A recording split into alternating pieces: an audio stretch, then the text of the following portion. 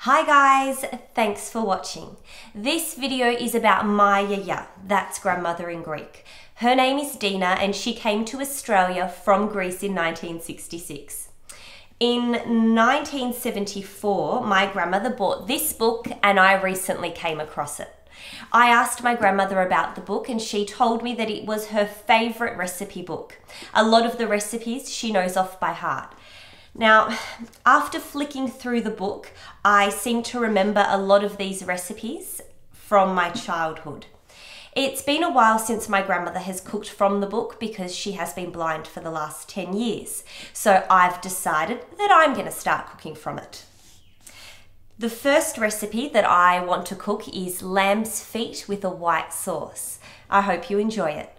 The first part of the recipe is the vegetable component. So what you need are your 3 carrots, 3 onions, and probably 2 stalks of the celery. So you can begin by peeling the carrots.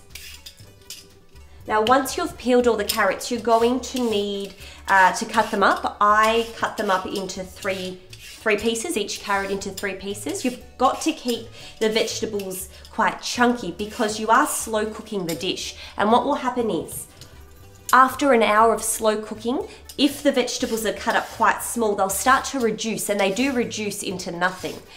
What we want to see with this dish is actual chunks of vegetables in the finished product. We don't want the vegetables to disappear, so keep it chunky. So just cut off the ends. And like I said, just cutting the carrot into 3 chunky pieces. It has happened to me so many times where the vegetables disappear in the cooking, and it's such a shame, especially in this dish. So then you have your onion, same deal. You just need to peel the onion and quarter.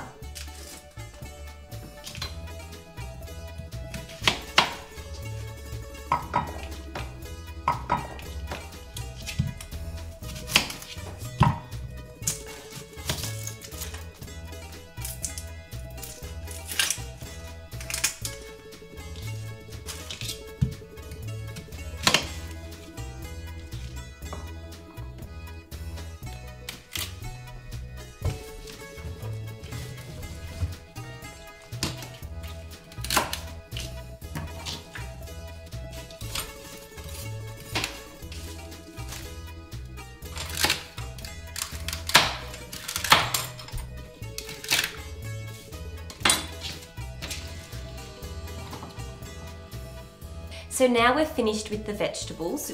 You should have chunky pieces like this. We can move on to our lamb's feet, which are in fact lamb shanks. So what you need to do here is take your shank and rinse each one under warm water. So you're basically washing the shank.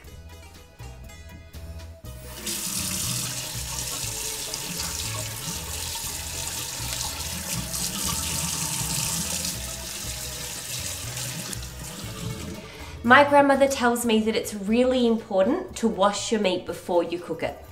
She tells me all the time. Okay, so we have our 3 shanks. We now need to dry them off.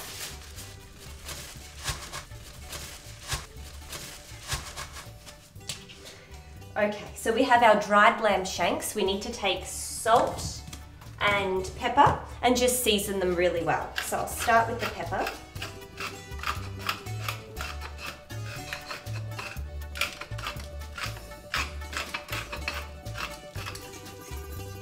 And the salt I'm using is Kalas salt. It's actually imported from Greece. I have found a little Greek grocery store in a plaza right by my grandmother's house. So I buy a lot of my products from there.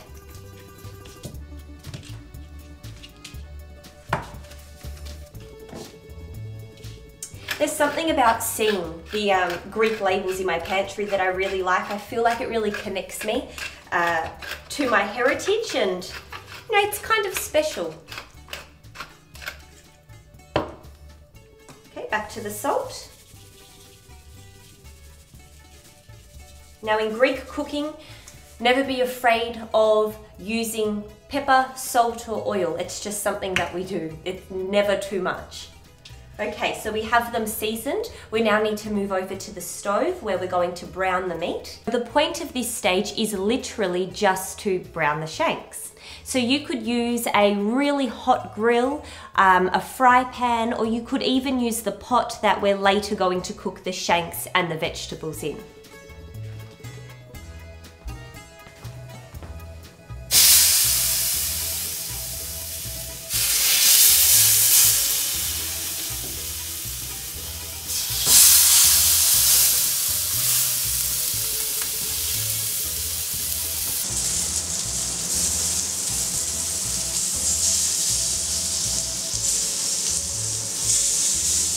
Now that our shanks have browned, we can move on to the next stage of the cooking process, which is the slow cooking part. So we add our vegetables, we add our meat, some water, and slow cook. So I'll take our chunky vegetables.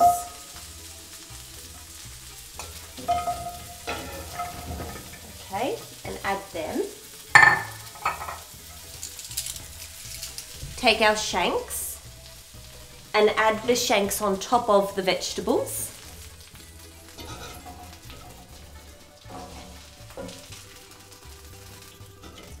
It's sometimes hard to position the vegetables in the pot, so you might need to play around to get even coverage. And now add your water.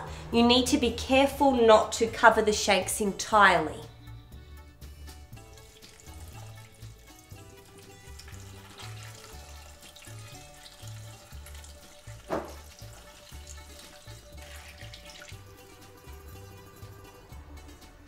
Okay, that should do it. Now we need to add some salt and pepper. Just season really well.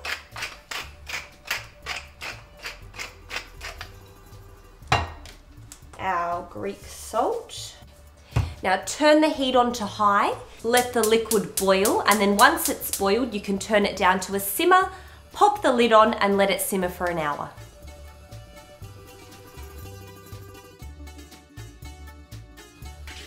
Okay, we are going to start the deboning of the shanks now. So we're literally just deboning the shank, cutting the meat off the shank. So I find it easy to use tongs and a knife, hold the shank up by the bone and literally strip the meat off the bone. We're now at the sauce stage of the recipe. So we're going to need 2 eggs and a lemon. You basically need to separate the egg yolk from the lemon, the egg yolk from the egg white, add the lemon, and then we'll move over to the stove to complete the sauce. Let's separate our eggs.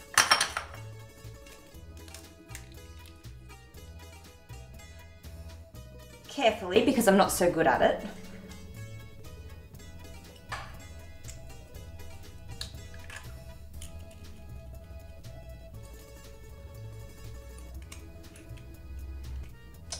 Okay, now we'll add our lemon.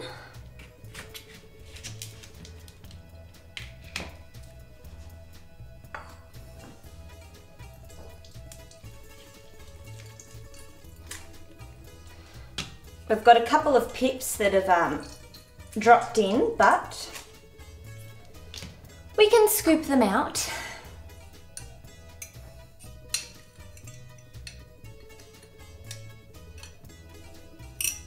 Okay, now we can whisk.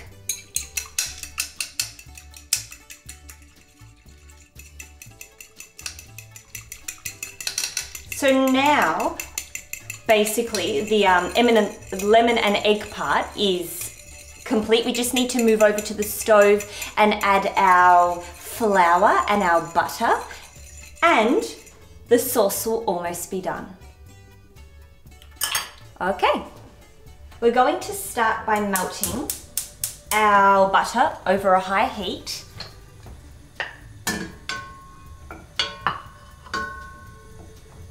And then we add our flour, mix it together, and a nice thick paste will form. And then to bring the sauce back down to, you know, a liquid form, we add some of the broth, so the cooking liquid that's turned into a broth. Okay.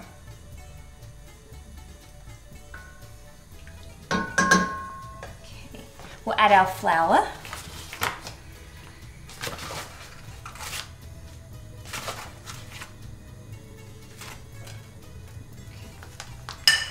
Now we just need to stir quite quickly so the butter doesn't start to burn. And you'll notice that the addition of the flour will make the butter really, really thick, and both components will start to form a really thick paste. So that literally is going to make the sauce thick. Okay. So we have a thick paste. Now we need to add the broth. So we're just going to pour the cooking liquid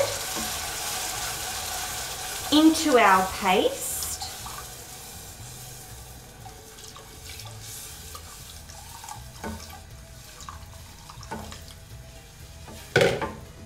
And we're just going to have to stir for a little while.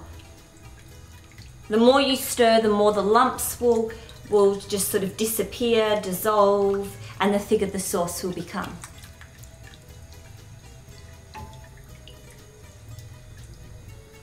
So it's looking really good already. You'll know when the sauce is sort of thick enough because it will coat the back of the spoon.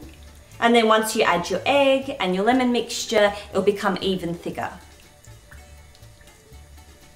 But also just keep in mind when you do add the egg mixture, it's a really important stage because if you have the heat turned up too high, the eggs will actually scramble in the sauce and then the sauce is ruined. So make sure that you turn your heat down and you add the eggs slowly and you stir lots. You should only really cook the sauce for about a minute or so once you've added the egg. Okay, so I think the sauce might be thick enough. So if you take your egg, but first, turn the heat down. I almost made that mistake.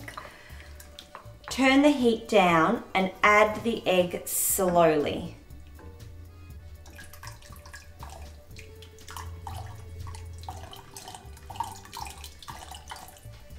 Okay. Now remember, you've got about a minute up your sleeve, maybe just a little bit longer if you really are cooking on a very low heat. And just stir. I can already feel that the sauce is thicker. You can, visually see a difference right away. So just keep stirring, but keeping an eye on the sauce because I'd hate for you to have to remake the sauce. And there's the nice smell. So flour and butter are out the window and a lovely lemon scent takes over.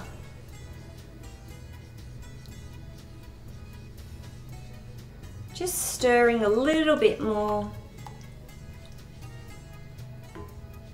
And I think the sauce is about done.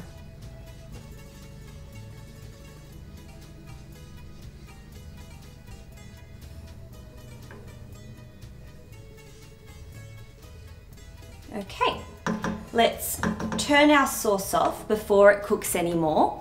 We're going to go back to the meat and the vegetables, and all that's really left to do is just to pour the sauce over the meat and enjoy our meal. We're now on the home stretch. It's all about putting together the three parts, so the meat, the vegetable, and then the sauce. So we have our meat here.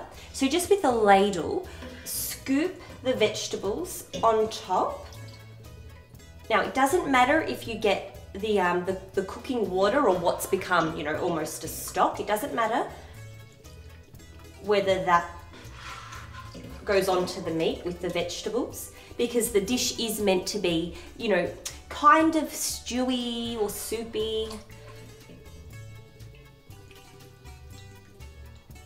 The vegetables look beautiful. The onions fallen apart. And see what I mean about the vegetables being intact? We'll just pop that down there and now pour the sauce, which is perfect. over the top.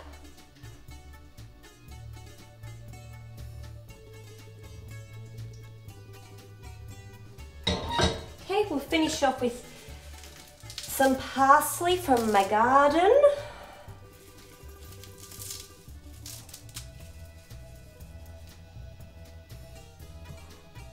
And we're done. I think my grandmother would be pretty proud, and I am going to call her and tell her what I've made.